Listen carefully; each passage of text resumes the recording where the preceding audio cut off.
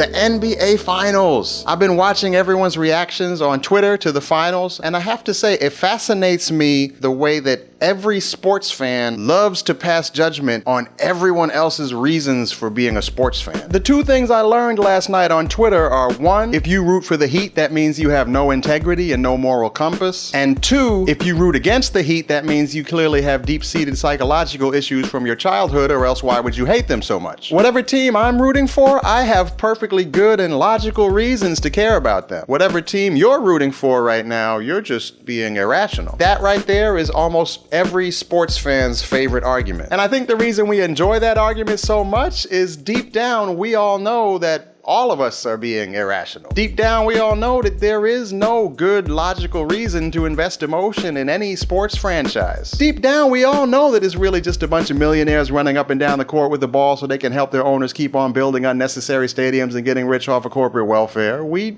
all know that. But the games are more fun if we pretend we don't know that. And that's why we like those arguments. When we argue about which one of us has a good reason to root for our team, we're helping each other pretend that there is a good reason to root for any team. That communal suspension of disbelief is what makes it possible to be a sports fan. That unspoken agreement we all share to help each other pretend this stuff matters is the fabric of sports culture. And that is why LeBron James was so wrong to say what he said last night. Last night, the press asked LeBron James what he had to say to all the people that were rooting against him this year, and his answer was, all the people that were rooting on me to fail, at the end of the day, they have to wake up tomorrow and have the same life that they had before they woke up today. They have the same personal problems they had today.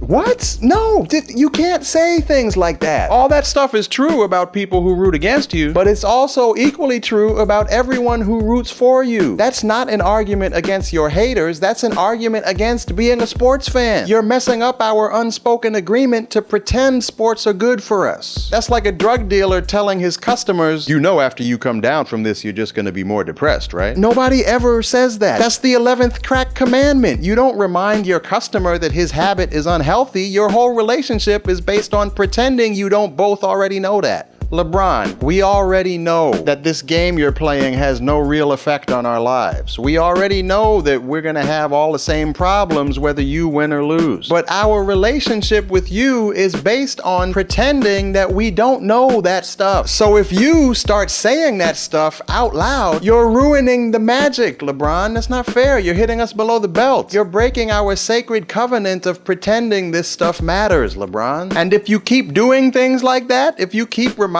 everybody that sports doesn't matter so much, bad things could happen. You might accidentally convince people to start reading books and hanging out with their kids more. Do you want that to happen? You might make sports fans decide to volunteer in their communities or get involved in local politics or something. Do you want that? Do you want us to turn off the TV and start actually focusing on our problems and trying to fix them? Because that would be horrible. We don't want that. We want to avoid our problems. We want to pay you millions of dollars to distract us from our problems. Why are you trying to mess that up, LeBron? Work with us on this. I think we've got a good thing going. I understand you need to let off steam and hit back at the proverbial haters from time to time, but you can't say those kind of things that ruin the magic for everybody. We are all connected in one overinflated sports industrial complex, LeBron, and we need to take care of it together. We want to keep on caring about the game you play. So we need you to stop threatening the vast and fragile ecosystem that is built upon pretending that this stuff matters.